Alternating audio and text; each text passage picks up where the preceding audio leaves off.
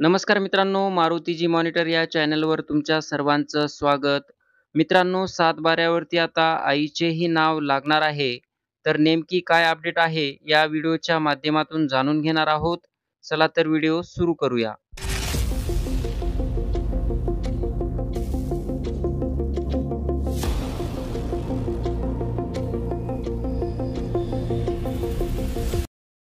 मित्रांनो, राज्य सरकारने विविध सरकारी कागदपत्रांमध्ये आईच्या नावाचा समावेश करण्याचा निर्णय घेतल्यानंतर आता सातबारा उतार्यावरही अर्जदाराच्या नावानंतर त्याच्या आईच्या नावाचा समावेश करण्याचा निर्णय भूमी अभिलेख विभागाने घेतला आहे.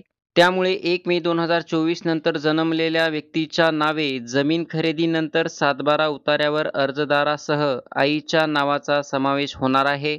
त्या संदर्भात संगणक प्रणालीत बदल करण्याची प्रक्रिया भूमी अभिलेख विभागामार्फत सुरू आहे. येणाऱ्या 6 महिन्यात त्याची अंमलबजावणी सुरू होणार आहे. महिला व बालकल्याण विभागाने काही महिन्यांपूर्वी आईच्या नावाचा समावेश करण्याचा निर्णय घेतला. त्याच भूमी अभिलेख विभागानेही ही सुविधा राबविण्याचा निर्णय घेतला आहे. याबाबत विभागातील फेरफार प्रकल्पाच्या राज्य संचालक सरिता नरके म्हणाल्या, दिनांक 1 मे नंतर जन्माला आलेल्या व्यक्तींचे संपूर्ण रेकॉर्ड तयार व्हायला काही वर्षाचा कालावधी जातो. मात्र सध्या व्यक्तीच्या नावासोबत आईच्या नावाचा समावेश करण्यासाठी आईच्या नावाचा नवा रकाना तयार करण्यात येणार आहे. संगणक प्रणालीत तसेच बदल करण्यात येणार आहेत. त्याला सुमारे 3 ते 6 महिने एवढा कालावधी लागण्याची शक्यता आहे.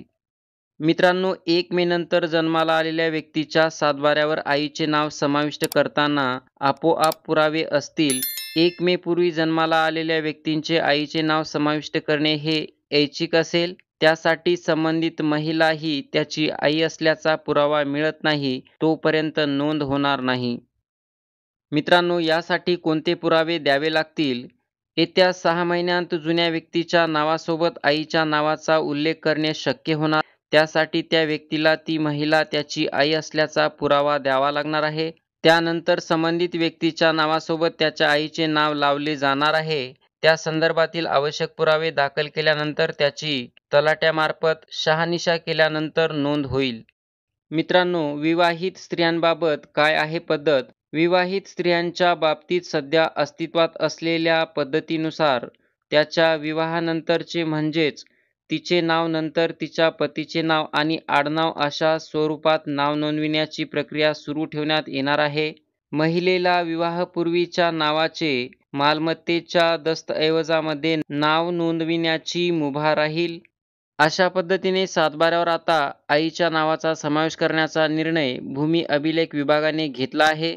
तर मित्रांनो, ही होती छोटीशी अपडेट. व्हिडिओ आवडला असेल तर व्हिडिओला लाईक करा, शेअर करा आणि चॅनलवर नवीन असाल तर चॅनलला सबस्क्राईब करून ठेवा.